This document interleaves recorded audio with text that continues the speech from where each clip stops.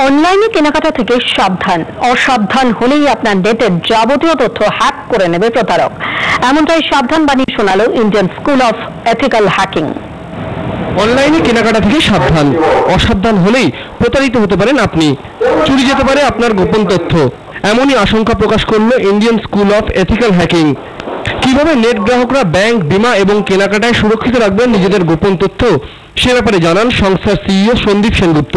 Password যদি কেউ চায়, আমার মনে হয় পাসওয়ার্ড আপনি যদি HTTPS সাইটে দেন তাহলে সেটা কিন্তু অনেক ক্ষেত্রেই আপনার কম বিপজ্জনক। মোবাইল বেচে দিচ্ছে OLX এ বা মোবাইল এক্সচেঞ্জ, ওটা খুবই বিপজ্জনক জিনিস। কেননা যে আপনার যদি মোবাইল থাকে, সেই মোবাইলটা আপনি জানেন না যে ডেটাটা কি করে সুরক্ষিত রাখতে হয়।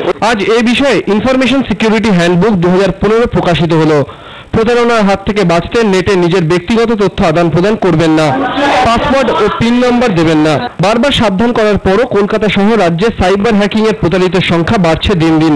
ক্যামেরায় বিদ্যুৎ দাসের সঙ্গে কৌশিক দাসের রিপোর্ট, আকাশ বার্তা। চীনের শিল্পপতি